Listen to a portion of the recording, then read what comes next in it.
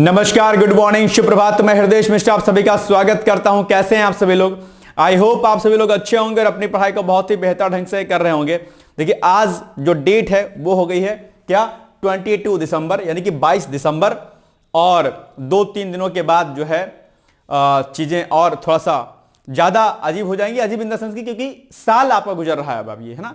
अब आप नए साल में प्रवेश कर रहे हैं और नए साल में प्रवेश करने के उपलक्ष्य में मैंने कहा था कुछ नए संकल्प, कुछ नए प्रण आपको जरूर लेना चाहिए। ठीक है, अपनी पढ़ाई को और बेहतर ढंग से करने का प्रयास आप लोग प्लीज जरूर कीजिए। आइए बिना देरी की आज के सेशन को हम करते हैं स्टार्ट और देखते हैं कि क्या कुछ चीजें आपके लिए रही हैं खास। आज कल हमने आपसे प्रश्न पूछा था स्टैच्यू ऑफ यूनिटी के बारे में, आप लोगों ने इसका उत्तर बताया। ठीक है, आज का पहला टॉपिक क्या है?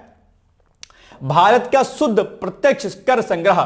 ठीक है, क्या भारत का शुद्ध प्रत्यक्ष कर संग्रह चालू वित्त वर्ष में अब तक जो है, यानी कि 17 दिसंबर तक अभी हाल ही में 8% बढ़कर के 17.0%, जो सॉरी 17.0 लाख करोड़ रुपए हो गया है। तो ये एक नया डेटा आया है आपके लिए। ठीक है, कि भैया इंडिया में शुद्ध प्रत्यक्ष कर संग्रह जो है अभी इस चालू वित्त वर्ष में कुल कितना हो गया है। तो ये एक बड़ी बात है और ये 8% से बढ़कर के 17.04 लाख करोड़ रुपए हुआ है, जो कि आपके लिए अपने बड़ी बात है। सरकार का कुल सकल कर संग्रह इस साल 1 अप्रैल से लेकर के 17 दिसंबर तक 20.01 लाख करोड़ रुपए बढ़ रहा है। ठीक है, रुपए रहा है। इसमें सालाना आधार पर 4% की वृद्धि देखने को मिली है अपने आप पे। ठीक है, और सबसे बड़ी बात है कि इस चालू वित्त वर्ष में 2.97 लाख करोड़ रुपए का रिफंड भी जारी किया गया है। इसमें सालाना आधार पर 13.52% की गिरावट आई। शुद्ध प्रत्यक्ष कर में, यह एक इंपॉर्टेंट पॉइंट है, क्या शुद्ध प्रत्यक्ष कर में कॉर्पोरेट टैक्स की हिस्सेदारी 8.17 लाख करोड़ रुपए रही है, जो कि पिछले वित्त वर्ष के समान अवधि में 7.39 लाख करोड़ रुपए था अपने आप पे। इसमें नॉन कॉर्पोरेट टैक्स की हिस्सेदारी 8.46 लाख करोड़ रुपए थी, जो कि एक साल पहले समान अवधि में 7.96 लाख करोड़ रुपए थी। तो ये एक बड़ी बात है। और नॉन कॉर्पोरेट टैक्स में व्यक्तिगत कर, और देखो सुनना बात, ये पॉइंट इंपॉर्टेंट आपके लिए, क्या कि नॉन कॉर्पोरेट टैक्स में व्यक्तिगत कर और हिंदू अविभाजित परिवारों से वसूले जाने वाले कर को शामिल किया जाता है। अपने आप पे ध्यान दीजिएगा। ठीक है, चलिए आइए अब इस पर बनते हैं प्रश्न। तो इस पर एक प्रश्न आपके सामने बनेगा, क्या बनेगा कि निम्नलिखित में से नॉन कॉर्पोरेट टैक्स में क्या शामिल होता है? केवल कॉर्पोरेट टैक्स, कस्टम ड्यूटी और उत्पाद शुल्क, व्यक्तिगत आयकर और एचयूएफ से वसूला गया कर। ठीक है, तो अब आप बताइए कि क्या हो जाएगा इसका। तो इसका उत्तर हो जाएगा, मुझे लगता है कि सी। जरा इसको एक बार क्लियर कर लीजिएगा कि यार ये चीज सही कि नहीं सही है ना। एक बार इसको क्लियर कर लीजिएगा। ब्यूरो ऑफ पोर्ट सिक्योरिटी का गठन अभी हाल ही में किया गया है। ठीक है, ये क्या होता है?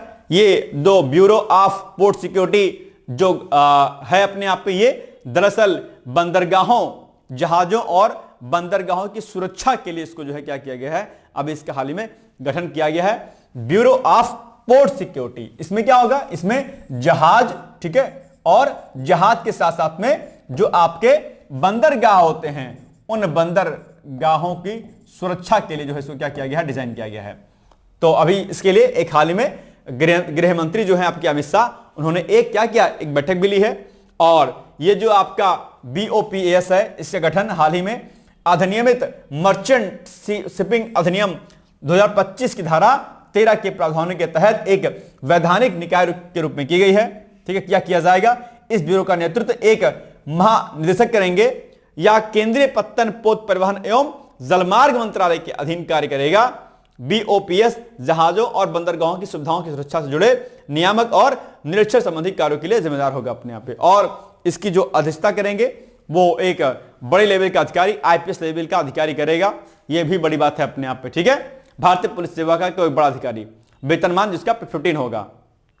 1 वर्ष की संक्रमण अवधि के दौरान नौवहन महानिदेशक BOPAS के महानिदेशक के रूप में कार्य करेंगे। और BOPAS जो आपका होगा, ठीक है, BOPAS सुरक्षा से समाहित सूचनाओं के समयबद्ध विश्लेषण, संग्रहण और आदान प्रदान को सुनिश्चित करेगा, जिसमें साइबर सुरक्षा पर विशेष जोर दिया जाएगा। इसके अंतर्गत बंदरगाहों की IT अवसंरचना को डिजिटल खतरों से सुरक्षित रखने के लिए एक समर्पित प्रभाग भी इसमें क्या हो जाएगा, आपका शामिल हो जाएगा। तो ये पॉइंट आपके लिए इंपॉर्टेंट था। और इसमें जो है बंदरगाहों की सुरक्षा और संरचना को मजबूत करने के उद्देश्य से केंद्रीय औद्योगिक सुरक्षा बल को बंदरगाह सुविधाओं के लिए रिकॉग्नाइज्ड सिक्योरिटी ऑर्गेनाइजेशन के रूप में नामित किया गया है। CISF बंदरगाहों की सुरक्षा का मूल्यांकन करेगा और सुरक्षा योजनाओं को तैयार करने की जिम्मेदारी भी निभाएगा अपने यहाँ पे। तो ध्यान रखिएगा कि ये जो आजकल नए नए प्रकार के फोर्सेस को हम बना रहे हैं, ये हमारे लिए हमारे सामरिक दृष्टिकोण से, हमारी सुरक्षा के दृष्टिकोण से क्या है, बहुत महत्वपूर्ण है। आप जानते होंगे कि मैंने कई बार कहता हूं कि हमारा व्यापार जो है बड़े स्तर का समुद्री मार्ग से होता है। ऐसे में समुद्री मार्गों की सुरक्षा करना, हमारे पोर्ट यानी कि हमारे बंदरगाहों की सुरक्षा करना और जो जहाज हमारे हैं उनकी सुरक्षा करना अपने आप पे एक बहुत महत्वपूर्ण कारक है अपने आप पे, ठीक है। अगर हम इसकी सुरक्षा नहीं कर पाएंगे तो इससे टेररिस्ट भी आते हैं, आप जानते होंगे, समुद्री मार्गों से, और अनेक प्रकार की जो है असंवैधानिक गतिविधियां या अनेक प्रकार की इलीगल एक्टिविटीज इसमें होती हैं। इनको कंट्रोल करने के लिए हमें अपने पोर्ट्स और अपने जो शिप की क्या करनी चाहिए, सिक्योरिटी को मजबूत करना चाहिए। इसी के लिए इन प्रकार के आयोगों का, इन प्रकार के संगठनों का निर्माण किया जाता रहा है, ठीक है। चलिए, bureau of port security BOPS के नाम से जानते हैं, का गठन किस अधिनियम के तहत किया जाएगा? ऑप्शन नंबर ए है भारतीय पोर्ट अधिनियम 1908, या फिर बी ऑप्शन समुद्री सुरक्षा अधिनियम 2010, या फिर सी ऑप्शन मर्चेंट शिपिंग अधिनियम 2025, या फिर डी ऑप्शन तटीय विनियमन अधिनियम 2011। इनमें से किस अधिनियम के तहत दरअसल जो ये आपका BOPS है इसका गठन किया जाएगा? बताइए। अभी हमने जस्ट आपको बताया है और मुझे पूरी उम्मीद है कि आप इसका उत्तर मुझे बताएंगे। कोई बहुत बड़ा रॉकेट साइंस इसमें नहीं है कि आप ना बता पाएं, बहुत इजी है और इजीली आप इसको बता सकते हैं, ठीक है। बताइए क्या हो जाएगा इसका उत्तर, क्या हो जाएगा? इसका आंसर हो जाएगा आपका दरअसल ये जो है आपका मर्चेंट शिपिंग अधिनियम 2025। तो सी इज द राइट आंसर, ठीक। चलिए, फोटोनिक्स ओडिसी नाम की एक भारतीय टीम नासा के सैटेलाइट, अच्छा एक चीज और, मैंने लास्ट टाइम भी आपसे कहा था कि ये जो आपके जितने भी क्या होते हैं बंदरगाह होते हैं, मैंने कई बार आपको टास्क दिया है, फिर से मैं टास्क दे रहा हूं अगर आपने नहीं पूरा किया तो। टास्क आपका पहला टास्क क्या है? पहला टास्क है कि आप जितने भी प्राकृतिक, ठीक है, जितने भी प्राकृतिक और जितने भी कृत्रिम आपके जो बंदरगाह होते हैं इनकी लिस्ट क्या करिए, तैयार कर लीजिए। ये आपके लिए क्या है, ये अपने आप में टास्क है आपके लिए और मुझे उम्मीद है कि आप इसको रेडी करेंगे, ठीक है। कौन कौन सा कृत्रिम बंदरगाह है, कौन कौन सा प्राकृतिक बंदरगाह, ठीक है ना। चलिए, नेक्स्ट टॉपिक है फोटोनिक्स ओडिसी नाम की एक भारतीय टीम नासा के सैटेलाइट इंटरनेट संकल्पना अंतरराष्ट्रीय स्पेस एप्स चैलेंज 2025 की विजेता बन गई है। ये भी आपके लिए बड़ा इंपॉर्टेंट है, तुरंत इसको टिक लगा लीजिए कि भैया इसको आपको अच्छे से पढ़ना है। यहां से प्रश्न आने के पूरे क्या है आपके चांस है, ठीक है। ये देखिए, टिक लगाइए, ये देखिए फोटोनिक्स ओडिसी चेन्नई इंडिया, ठीक है। तो ये आपको क्या करना है, इसको तैयार कर लेना है, ठीक है। ये आपके एग्जाम के जरूरी होता है भाई साहब। Our satellite network for India's is not just better internet, it's about lifting child studying under a lantern in remote Ladakh to the same signal strength as a founder in Chennai, proving that no dream our ambition should be out of reach, ठीक है। ये आप देख पा रहे होंगे कि एक बड़ी जो है उपलब्धि रही है अपने आप में। ये मोस्ट इंस्पिरेशनल है आप लोग के लिए कि आप लोग इसे सीखें और अपने आप में काम करने में बेहतर अंजाम दें। फोटोनिक्स ओडिसी नाम की एक भारतीय टीम, क्या नाम है इसका, इस पर टीम का नाम, इसका टीम का नाम है फोटोनिक्स ओडिसी, ठीक है। तो फोटोनिक्स ओडिसी नाम की एक भारतीय टीम नासा के सैटेलाइट इंटरनेट संकल्पना अंतरराष्ट्रीय स्पेस एप्स चैलेंज 2025 की विजेता बन गई हैं। फोटोनिक्स ओडिसी ने दूरस्थ क्षेत्रों में ब्रॉडबैंड पहुंच का विस्तार करने के लिए एक स्वतंत्र चरणबद्ध उपग्रह इंटरनेट अवसंरचना का प्रस्ताव रखा और इसे पुरस्कार भी मिला अपने आप पे। इस परियोजना का उद्देश्य क्या है, जमीनी निर्भरता को कम करते हुए भारत में 7 करोड़ से अधिक लोगों को ब्रॉडबैंड संचार से जोड़ना है। नासा स्पेस एप्स के अनुसार विजेता टीम के सदस्य मनीष DMK, प्रशांत G, लिंगम N, राशि M और शक्ति R हैं। इतने लोगों को दरअसल ये पुरस्कार दिया गया अपने आप पे। विजेताओं में भारतीय अमेरिकी छात्र और भारतीय मूल के प्रतिभागी भी प्रमुखता से शामिल थे, जो वैश्विक विज्ञान और प्रौद्योगिकी नवाचार में भारतीय प्रवासियों की मजबूत उपस्थिति को दर्शाते हैं कि किस प्रकार से प्रवासी अपना रोल प्ले करते हैं। कल मैंने प्रवासियों के ऊपर प्रश्न पूछा था आपसे कि बताइए प्रवासियों की क्या उपयोगिता होती है। गिरमिटिया जो आपके मजदूर थे उनके बारे में मैंने प्रश्न पूछा था आपसे। ये सब बड़े इंपॉर्टेंट प्रश्न हो जाते हैं और प्रवासी भारत के विकास में अपना एक महत्वपूर्ण योगदान देते हैं, ध्यान रखिएगा, ठीक है। 2012 में शुरू हुआ इंटरनेशनल स्पेस ऐप चैलेंज। तो आप एग्जाम में पूछ लेगा यही चीज कि ये इसकी शुरुआत कब हुई थी इंटरनेशनल स्पेस ऐप चैलेंज की। आप कहेंगे बॉस 2015 में इसकी शुरुआत हुई थी, याद रखिएगा। दूसरा, नासा का वार्षिक वैश्विक हैकाथॉन है ये अपने आप में, जिसका उद्देश्य दुनिया भर के नागरिकों को एजेंसी के खुले डेटा का उपयोग करके वास्तविक दुनिया की समस्याओं को हल करने में क्या करना है, शामिल करना है। और इसी परिप्रेक्ष्य में ये जो आपका जो टीम थी उसको क्या कहते हैं, एक ये पुरस्कार मिल गया है इस बार। ठीक, चलिए अब आप बताइए प्रश्न इस पर। देखो छोटे छोटे बच्चे मतलब कितने बड़े बड़े काम कर रहे हैं, आप चैटियाते रहते हैं, है ना, व्हाट्सएपियाते रहते हैं। जीवन बॉस इससे चलने वाला है नहीं, बताऊं। अपने जीवन को सही समय पर पहचान जाओ और उस पर काम करना शुरू कर दो, नहीं तो जीवन की निरंतरता में आप कहीं खो जाएंगे। ये दुनिया क्या है, बाजार है बॉस, है ना, ये क्या है, बाजार है। और इस बाजार में अगर आपने अपने आप को अलग नहीं किया लोगों से, तो वह दिन दूर नहीं जब आप इस बाजार में, इस अंधकार में कहीं खो जाएंगे और आपका अस्तित्व जो है क्या हो जाएगा, समाप्त हो जाएगा। इसलिए बाबू सोना से दूर होकर के अपने जीवन को बेहतर बनाने का प्रयास करो। लगनशीलता आपके भीतर होनी चाहिए और उसकी प्रभावशीलता आपके अपने कर्मठ जीवन पर दिखनी चाहिए बॉस। अपने आंतरिक शक्तियों का अपने बाह्य शक्तियों के साथ इस्तेमाल करके अपने परिणाम के बारे में बेहतर सोचते हुए कार्य कीजिए, निश्चित तौर पर आपको सफलता मिलेगी। क्यों परेशान हो रहे हैं, है ना, लोड नहीं लेना है। इसलिए ध्यान रखिएगा कि दुनिया क्या है, बाजार है अपने आप पे, और इस बाजार से हमें हटना है। भीड़ है दुनिया, भीड़ तंत्र का हिस्सा बनिएगा तो भीड़ में खो जाइएगा। अगर आपको समाज में बेहतर जीवन जीना है, बेहतर कार्य करना है, तो इसके लिए आपको मेहनत करनी पड़ेगी। और एक बात और बताऊं कि बहुत ज्यादा दिन की मेहनत नहीं है, 1-2 साल अपने जीवन को झोंक दीजिए पढ़ाई में, सब कुछ भूल जाइए। 1-2 साल अपने आप को दे दीजिए और फिर देखिए कि कितना बेहतर परिणाम आपको ईश्वर देता है। लेकिन शर्त इतनी सी है कि 2 साल को आपको अपने मन को क्या करना पड़ेगा, कंट्रोल करना पड़ेगा, जो कि आप 1 घंटे भी नहीं कर पाते हैं। आप 10 मिनट फोन रखेंगे साइड में, तुरंत उठा लेंगे। जिस व्यक्ति से 10 मिनट कंट्रोल नहीं होता है, वह व्यक्ति 1 साल 1.5 साल की तैयारी कैसे कर पाएगा, नहीं कर पाएगा। इसलिए मैं कहता हूं कि अपने मन पर नियंत्रण रखिए। और अगर जिस दिन आपने अपने मन पर नियंत्रण स्थापित कर लिया, मन को जिस दिन आपने जीत लिया, आप दुनिया में जो कुछ चाहोगे बॉस वो बन जाओगे। ये आजमा के देख लीजिएगा। मन पर नियंत्रण कर लीजिए, अपनी इंद्रियों पर नियंत्रण कर लीजिए, आलस को त्याग कर दीजिए और फिर देखिए कि सफलता कैसे नहीं मिलती है। लेकिन ये करना पड़ेगा आपको। इसलिए मैं कहता हूं कि इस नए वर्ष में एक नया संकल्प लीजिएगा और आगे बढ़ने का प्रयास कीजिएगा। ठीक है, आइए बताइए प्रश्न क्या हो जाएगा उसका उत्तर। इसका उत्तर हो जाएगा कि नासा के इंटरनेशनल स्पेस एप्स चैलेंज 2025 में विजेता बनाने वाली भारतीय टीम का नाम क्या है। तो ये हो जाएगा A number option, Space Innovators, या Photonics Odyssey, Set Net India, या ऑर्बिटर भारत। इसका एग्जैक्टली आंसर क्या हो जाएगा बॉस, बताइए। बहुत आसान है, बताइए क्या हो जाएगा इसका उत्तर। इसका उत्तर हो जाएगा आपका Photonics Odyssey, B is the right answer. अभी तो हमने बताया है ना, आसान है। चलिए, प्रधानमंत्री मोदी को ओमान के ऑर्डर ऑफ ओमान पुरस्कार से भी हाल ही में क्या किया गया, सम्मानित किया गया। अभी आप जानते हैं 3 देशों की यात्रा पर थे प्रधानमंत्री नरेंद्र मोदी, और वहीं पर ओमान के द्वारा दरअसल उनको ऑर्डर ऑफ ओमान पुरस्कार से क्या किया गया है, पुरस्कृत किया गया है। ठीक है, ध्यान दीजिएगा कि आपको एक टास्क में और देता हूं अभी जस्ट। ठीक है, एक टास्क तो मैंने वो दे दिया कि प्राकृतिक बंदरगाह, कृत्रिम बंदरगाह कौन कौन से हैं। अब दूसरा जो इसमें टास्क मैं आपको दे रहा हूं वो आपका सेकंड टास्क क्या है। सेकंड टास्क आपका ये है कि पीएम मोदी को, ठीक है, पीएम मोदी को, पीएम हमारे पीएम को 2025 में कौन कौन से देश के द्वारा कौन कौन सा पुरस्कार दिया गया है। डेफिनेटली एक प्रश्न आपके एग्जाम में पूछा जाएगा, दावा है एकदम।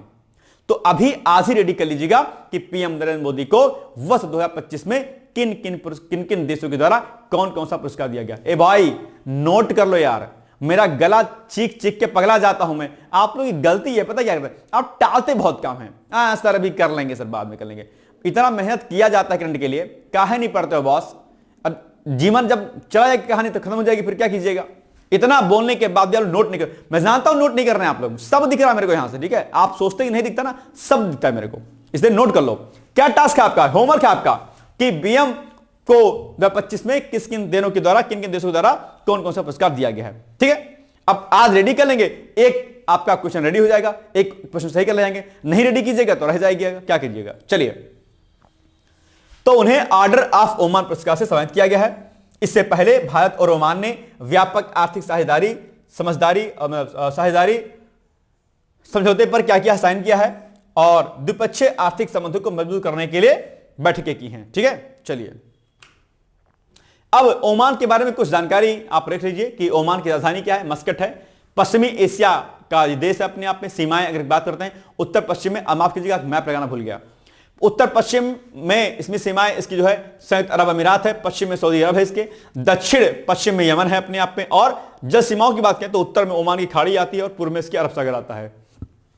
ठीक है, शासन प्रणाली इसकी संवैधानिक राजतंत्र है। ठीक है, और उत्तराधिकारी व्यवस्था जो है यहां पर शाही वंशानुगत प्रणाली है अपने आप पे। ठीक है, संसद को इसको मजलिस ओमान बोलते हैं, द्विसदन है अपने आप में। यहां पर मुद्रा ओमानी रियाल है, तेल एवं गैस अर्थव्यवस्था का प्रमुख आधार है। ठीक है, और विजन 2040 के आधार पर जो है ये कार्य कर रहा है अपने आप पे। ठीक है, प्रमुख क्षेत्रों के रूप में ऊर्जा, मत्स्य पालन, पर्यटन और लॉजिस्टिक क्षेत्र यहां पर आते हैं प्रमुख रूप में। ठीक है, प्रमुख धर्म इसका यहां इस्लाम है, यहां पर इबादी इस्लाम का केंद्र है, भाषा अरबी है यहां के आधिकारिक रूप से। राष्ट्रीय दिवस इसका 18 नवंबर को मनाया जाता है। ये दरअसल गल्फ कॉर्पोरेशन काउंसिल का सदस्य है अपने आप पे, संयुक्त राष्ट्र, ओपेक, इस्लामिक सहयोग संगठन यानी कि ओआईसी का सदस्य है अपने आप पे। तो ये सारे फैक्ट आपको मैंने ओमान के बारे में बता दिया है। हो सकता है कि ओमान के बारे में कुछ प्रश्न पूछ ले। भारत ओमान के संबंध मजबूत है अपने आप में। ठीक है, और डुक्म बंदरगाह पर इंडिया की क्या खास दिलचस्पी है, इस पर काम किया जा रहा है। भौगोलिक विशेषताओं के अंतर्गत जो है यहां पर अल हजर पर्वतमाला है, प्रमुख पर्वत श्रृंखला यहां की है। रूब अल खाली का ये भाग है अपने आप में। सलालाह खरीफ मानसून के लिए प्रसिद्ध है, खरीफ मानसून के लिए। और वाड़ी संस्कृति यहां पर सूखी नदी घटियां हैं अपने आप में। तो ये कुछ चीजें जो है यहां पर हमने ओमान के बारे में आपको बताई है, इसको पढ़ लीजिएगा एक बार आप लोग। ठीक है, चलिए हार्मुज जलडमरू मध्य जो है के कारण ये वैश्विक ऊर्जा आपूर्ति में महत्वपूर्ण स्थान रखता है अपने आप पे। ठीक है, भारत के साथ सैन्य अभ्यास जो क्या होता है वो क्या होता है, नसीम अल बहर। नसीम अल बहर जो है भारत के साथ में ओमान का एक संयुक्त अभ्यास है, जो कि कई बार पूछा जा सकता है एग्जाम में। चलो अब आप बताओ, एक इंपॉर्टेंट क्वेश्चन, बढ़िया है क्वेश्चन। ठीक है, कि ये जो आपका बॉस, ये जो फारस की खाड़ी और ओमान की खाड़ी, हार्मुज जलडमरू मध्य किन दो जल निकाय को जोड़ता है? ये प्रश्न जो है गलत हो गया। इसको आप लिखिए कि ये देखो, इतना लिखिए, इसको छोड़ दीजिए, टाइपिंग मिस्टेक हो गई है, इसको कट कीजिए। ये लिखिए हार्मुज जलडमरू किन दो जल निकायों को जोड़ता है? आप बताइए, इसका उत्तर आप बताइए क्या हो जाएगा। अब हो जाएगा इसका बी वाला आंसर, है ना, कि फारसी खाड़ी और ओमानी खाड़ी। क्या हो जाएगा? B is the right answer. ये आई थिंक टाइप करने में दिक्कत होगी, इसको छोड़ दीजिए, इतना कट कर दीजिए। ठीक है, चलिए आ जाइए नेक्स्ट क्वेश्चन। ब्लू बर्ड 6 ये क्या है भाई? ठीक है, ब्लू बर्ड 6 क्या है? इसरो ने 24 दिसंबर 2025 को अगर अपने सबसे हाई प्रोफाइल वाणिज्यिक मिशनों में से एक को अंजाम देने की पुष्टि की है। और इसमें जो है क्या होगा कि 24 दिसंबर 2025 तक तय की गई तारीख इसमें रखी गई है। ठीक है, और इसमें क्या होगा कि श्रीहरिकोटा से LVM-3M6 मिशन के तहत लॉन्च किया जाएगा। क्या लॉन्च किया जाएगा? ठीक है, ये एक अपने प्रकार से एक प्रकार की ब्लूबर्ड जो 6 उपग्रह है, इसको लॉन्च किया जाएगा। ठीक है, कब किया जाएगा? ये आपका 24 दिसंबर की तारीख को तय किया गया है। कहां से? श्रीहरिकोटा से LVM-3M6 मिशन के तहत। ठीक है, यह LVM-3 रॉकेट की क्षमता को प्रदर्शित करता है, जिसे बाहुबली भी कहा जाता है अपने आप पे। ठीक है ना, चलिए पेलोड ब्लूबर्ड 6 जो टेक्सास स्थित कंपनी AST का एक उपग्रह है, यह उनकी अगली पीढ़ी का उपग्रह है। 6.5 टन के वजन के साथ यह LVM-3 द्वारा लॉन्च किया जाने वाला अब तक का सबसे भारी वाणिज्यिक उपग्रह होगा अपने आप। यह खास बात है इसकी। यह सौदा इसरो की वाणिज्यिक शाखा NSIL यानी कि न्यू स्पेस इंडिया लिमिटेड द्वारा किया गया है। इस मिशन का तकनीकी महत्व क्या है? इसका विशाल एंटीना है। ब्लूबर्ड 6 में लगभग जो है 2400 वर्ग फुट में फैला एक फेज्ड एरे एंटीना है। यह निचली पृथ्वी कक्षा में तैनात अब तक का सबसे बड़ा वाणिज्यिक संचार सरणी होगा। इसका लक्ष्य मौजूदा स्मार्टफोन पर सीधे 5G ब्रॉडबैंड स्पीड प्रदान करना है अपने आप में। तो ये एक बड़ी उपलब्धि दरअसल अभी होने वाली है हासिल हम लोग को। इस पर जो है डेट आदि जो है निर्धारित कर दिया गया है। चलिए बताइए अब लोग क्या हो जाएगा इसका एग्जैक्टली आंसर। 24 दिसंबर 2025 को निर्धारित ब्लूबर्ड 6 उपग्रह प्रक्षेपण के संदर्भ में निम्नलिखित कथनों पर विचार कीजिए। नंबर 1, इस उपग्रह को भारतीय अंतरिक्ष अनुसंधान संगठन के सबसे भारी रॉकेट LVM-3 द्वारा श्रीहरिकोटा से लॉन्च किया जाएगा। ठीक है, यह अमेरिकी कंपनी AST स्पेस मोबाइल का ब्लॉक 2 श्रेणी का उपग्रह है, जिसका वजन लगभग 6500 किलोग्राम है। यह उपग्रह अब तक की सबसे बड़ी वाणिज्यिक फेस्ड एरे एंटीना के साथ निचली पृथ्वी कक्षा में तैनात किया जाएगा, जो सीधे मोबाइल फोन पर ब्रॉडबैंड कनेक्टिविटी को क्या करेगा, प्रदान करेगा। अब बताओ क्या हो जाएगा इसका उत्तर, सोचो समझो और बताओ। नींद आ रही हो तो कॉफी बनाइए और चाय बनाइए, फिर पीना शुरू कर दीजिए। ये सभी प्रश्न क्या है आपके लिए बहुत महत्वपूर्ण है बॉस, इनको पढ़ा करिए, समझा करिए। अब पढ़ते वढ़ते तो है नहीं आप लोग, क्या कीजिएगा, दिक्कत कर जाएगा। इसका हो जाएगा डी वाला, है ना।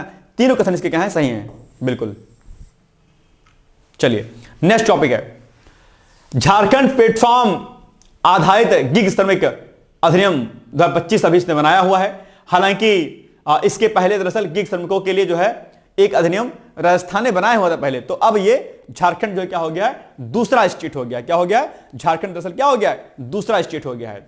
18 दिसंबर 2025 को झारखंड के राज्यपाल संतोष गंगवार ने गिग श्रमिकों के लिए ऐतिहासिक विधेयक को अपनी मंजूरी दी है, जिसे एक अधिनियम बन गया। अच्छा बताओ, ये गिग जो मजदूर होते हैं क्या होते हैं, गिग श्रमिक। मैंने बहुत बार आपको गिग श्रमिकों के बारे में बताया है। तुरंत मुझे कमेंट करके कौन बताएगा कि गिग श्रमिक कौन होते हैं। इकोनॉमिक्स अगर आपने पढ़ी होगी तो आप शायद जानते होंगे, और अगर नहीं पता है तो तुरंत गूगल कीजिए और मुझे बता दीजिए कि भाई गिग श्रमिक क्या होते हैं। ठीक है, चलिए। झारखंड ऐसा कानून बनाने वाला पहला राज्य नहीं बल्कि दूसरा राज्य है। इसके पहले राजस्थान ने ऐसा कानून बनाया हुआ था अपने आप। ठीक है, इस अधिनियम के तहत झारखंड प्लेटफॉर्म आधारित गिग श्रमिक कल्याण बोर्ड का गठन किया जाएगा। इस बोर्ड की अध्यक्षता राज्य के श्रम मंत्री करेंगे। विभागीय सचिव और अन्य सदस्य भी इसमें शामिल होंगे और इसका मुख्यालय कहां पर होगा, रांची में होगा। ठीक है, चलिए।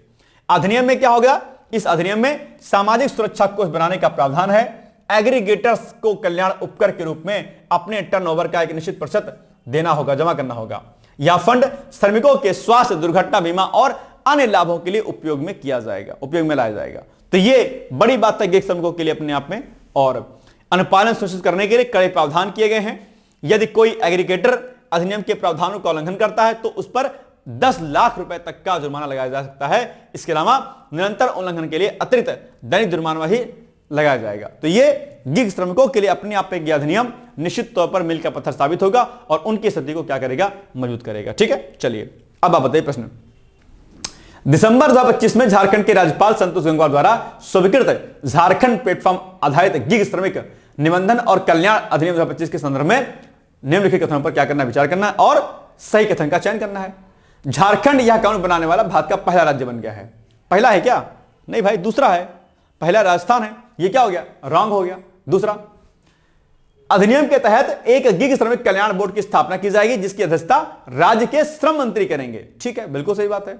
एग्रीगेटर्स जैसे कि आपका जोमेटो हो गया, स्विगी हो गया, को गिग श्रमिकों के सामाजिक सुरक्षा कोष के लिए अपने टर्नओवर का 2% तक का योगदान देना अनिवार्य होगा। ठीक है, नियमों का उल्लंघन करने वाले एग्रीगेटर्स पर 10 लाख रुपए तक का जुर्माना लगाया जाएगा। ठीक है, बिल्कुल सही बात है। इसमें मुझे ऐसा लग रहा है कि इसमें एक तो ये रंग है, 2, 3 और 4 मुझे सही लग रहे हैं। 2, 3 और 4 सही लग रहे हैं। आपको क्या सही लग रहा है, आप एक बार बताइएगा कि इसमें आप क्या उत्तर बताएंगे मुझे। चलो सोचो, सोचना तो बहुत जरूरी चीज है। सपने तो सजाते हैं आप लोग, ये करेंगे तो वो करेंगे तो ऐसे जाएंगे तो वहां घूमेंगे, तो इसको भी सोच के बताइए कि क्या हो जाएगा इसका उत्तर।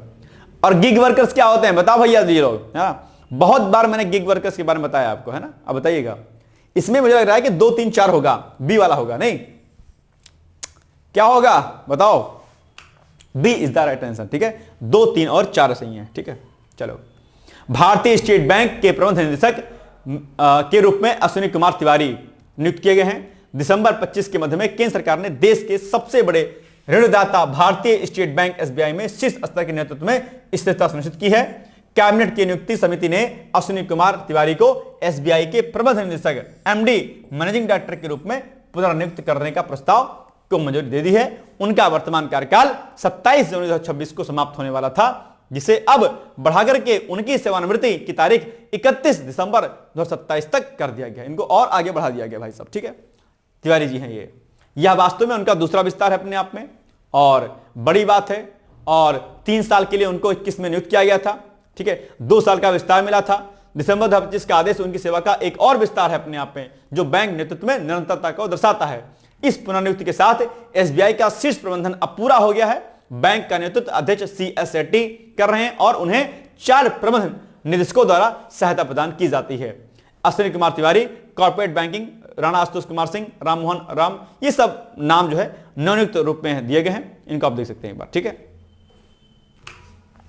अब आप बताइए, कोई बड़ा बैंक है, आरबीआई हो गया, एसबीआई हो गया, इनके अध्यक्ष, इनके एमडी के बारे में प्रश्न पूछता है एग्जाम में, ठीक है। चलिए, कई बार प्राइवेट जो बैंक्स होते हैं उनके बारे में पूछ लेता है। दिसंबर 25 में भारतीय स्टेट बैंक के प्रबंध निदेशक यानी कि एमडी के रूप में अश्विनी कुमार तिवारी की पुनर्नियुक्ति के संदर्भ में निम्नलिखित कथनों पर विचार कीजिए। नंबर 1, कैबिनेट की नियुक्ति समिति ने उनके वर्तमान कार्यकाल से आगे दिसंबर 2027 तक उनकी पुनर्नियुक्ति को मंजूरी दे दी है, ठीक है। जनवरी 2021 में प्रबंध निदेशक के रूप में उनकी प्रारंभिक नियुक्ति के बाद से यह उनका पहला कार्यकाल विस्तार है। ऐसा है क्या? इस पुनर्नियुक्ति और हाल ही में रवि रंजन के शामिल होने के बाद एसबीआई बोर्ड में अब अध्यक्ष के अधीन 4 प्रबंध निदेशकों की क्षमता हो गई है। क्या हो जाएगा? 1 और 3 लग रहा है क्या इसमें? 1 और 3 मुझे लग रहा है कि ये नहीं होगा, ये दूसरी बार उनको बढ़ाया गया कार्यकाल, शायद इसमें 1 और 3 होगा। आई थिंक सी होना चाहिए क्या, कि 2-3 होना चाहिए, कि 1 और 2 होना चाहिए? क्या होना चाहिए? कंफ्यूजन वाला प्रश्न है, बताओ क्या हो जाएगा इसका उत्तर? सोचो भाई साहब, फिर बताओ।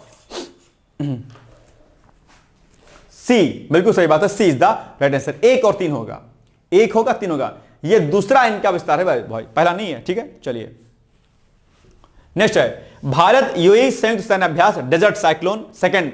ये अभी हाल ही में संपन्न हुआ है और निश्चित तौर पर भारत और यूएई के मध्य में जो है क्या कहते हैं, ये जो अभ्यास पूछाता है। मैंने कई बार कहा है कि भारत और कुछ प्रमुख ऐसे देश हैं जिनके साथ में जो संयुक्त सैन्य अभ्यास जो होता है, जो ज्वाइंट मिलिट्री जो क्या कहते हैं एक्सरसाइजेस होती हैं, उनके बारे में प्रश्न पूछा जाता है।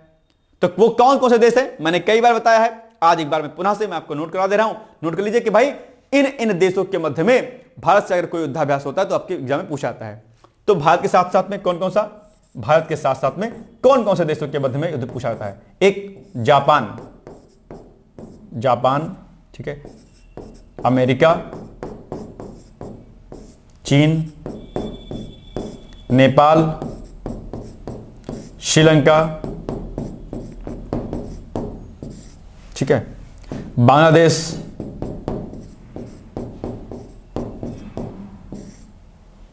भूटान, अफगानिस्तान,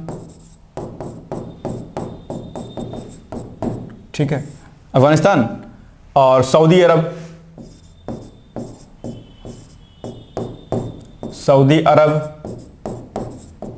ठीक है, दक्षिण कोरिया, उत्तर कोरिया,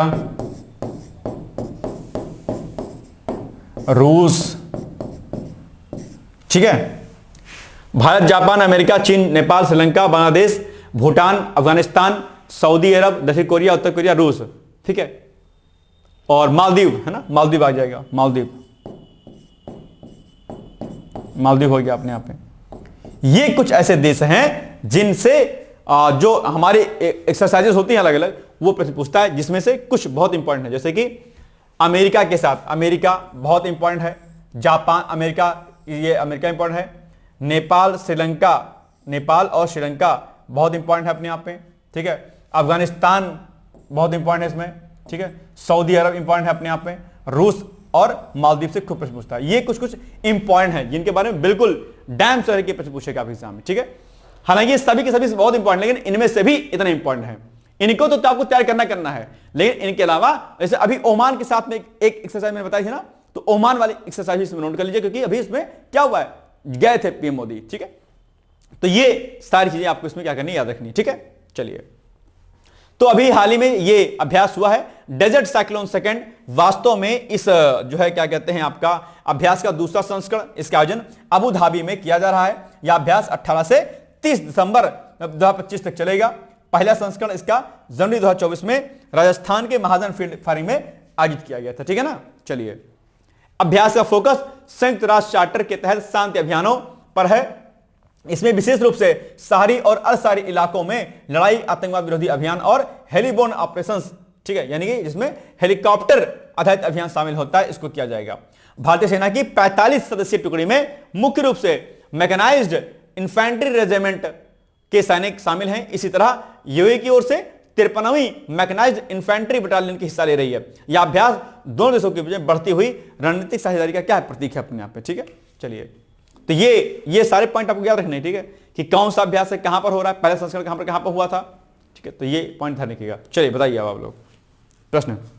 सारे एक्सरसाइज आपके लिए इंपॉर्टेंट होते हैं, खासकर जो देश मैंने बताया आपको अभी। चलिए, दिसंबर 2025 में शुरू हुए भारत यूएई संयुक्त सैन्य अभ्यास डेजर्ट साइक्लोन सेकंड के संदर्भ में निम्नलिखित कथनों पर विचार कीजिए। यह इस संयुक्त अभ्यास का दूसरा संस्करण है जिसका आयोजन राजस्थान के महाजन फील्ड फाइन रेंज में किया जा रहा है। ऐसा है क्या? नहीं, रॉन्ग।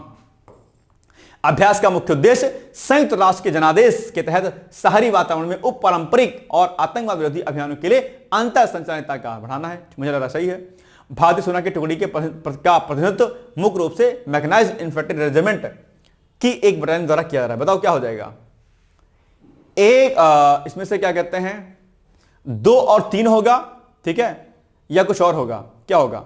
2 और 3 है क्या? बी वाला होगा, कुछ और होगा? बताओ, पढ़ लीजिए एक बार फिर बताइए मुझे।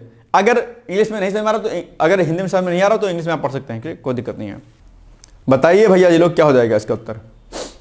बी, सी, डी क्या हो जाएगा? बी होगा, बिल्कुल बी ही होगा इसका, ठीक है ना। पहला वाला गलत था। चलिए, अब आपके लिए एक प्रश्न है, ओमान की राजधानी क्या है? बताइएगा मुझे। आज ही मैंने आपको बताया है, कमेंट करके इसका उत्तर मुझे आप लोग प्लीज जरूर बताइएगा।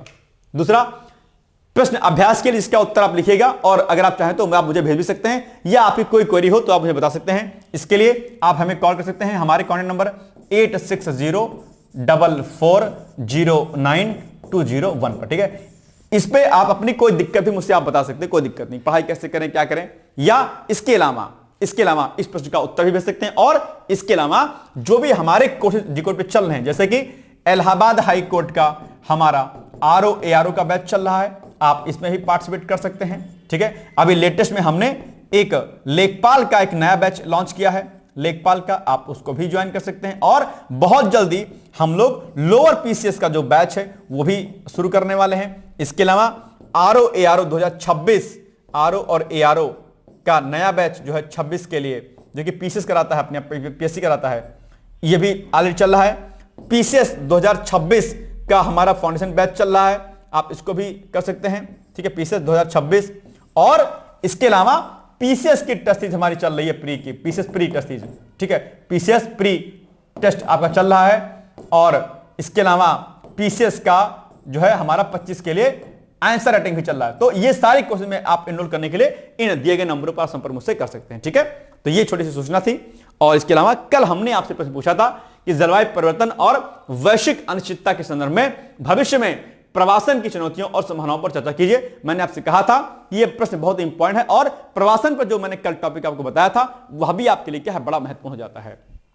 तो जलवायु परिवर्तन, राजनीतिक अस्थिरता, आर्थिक संकट और संघर्ष भविष्य में मानव प्रवासन के प्रमुख प्रेरक तत्व माने जा सकते हैं या माने जा रहे हैं। विश्व बैंक के अनुसार 2050 तक करोड़ों लोग जलवायु कारणों से विस्थापित हो सकते हैं। अब एक बात ध्यान रखिएगा, वैसे तो पहले तो लोग जो है क्या कहते हैं, जो प्रवासन होता था सामान्य तौर पर किस लिए होता था? कोई प्राकृतिक आपदाएं आ गई, कोई बड़ा संकट आ गया, लोग उससे प्रभावित होकर के कहीं और जाते थे, या फिर किसी देश पर युद्ध आक्रमण या धार्मिक संकट आ गया तो उससे लोग जाते थे।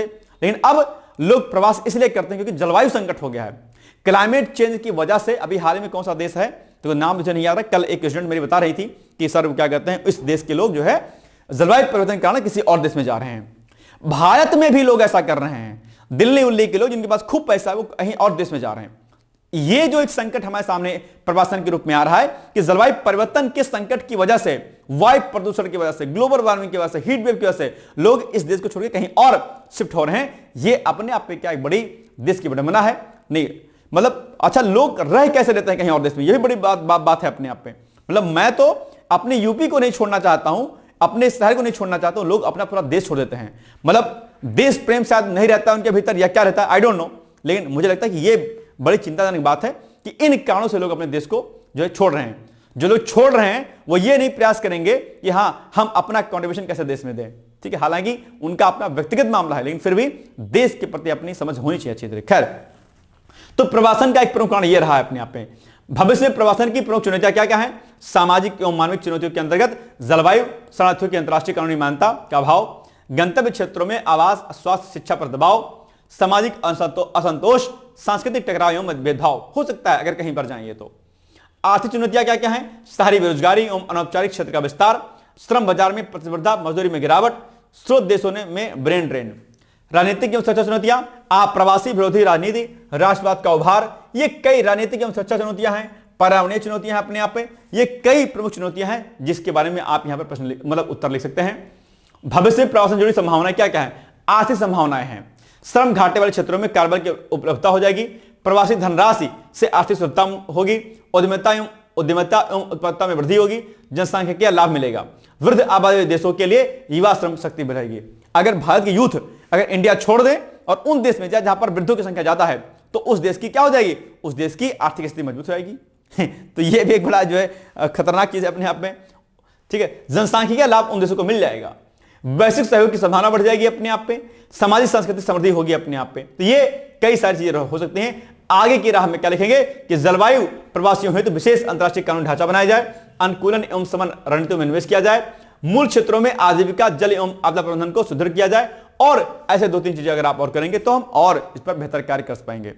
प्रवासियों के लिए भारत सरकार भी लगातार अलग अलग प्रकार की योजनाओं के माध्यम से उनको सुदृढ़ करने का काम करती है, ठीक है। चलिए, निष्कर्षतः जलवायु परिवर्तन और वैश्विक अस्थिरता के कारण प्रवासन भविष्य की अनिवार्य सच्चाई है। संतुलित मानवीय एवं दूरदर्शी नीतियों के माध्यम से इसे संकट के बजाय अवसर में बदला जा सकता है अपने आप पे। तो इतना अच्छा लग गया, तो अब आप इस पे चीजों को लिख सकते थे, ठीक है, लिखा करिए आप लोग। अब आपके लिए छोटा सा एडवर्टाइजमेंट है कि पीसेस का जो हमारा बैच है ये चल रहा है, इसमें इंटीग्रेटेड हमारा बैच है, इसमें pre plus mains plus interview की तैयारी कराई जाती है।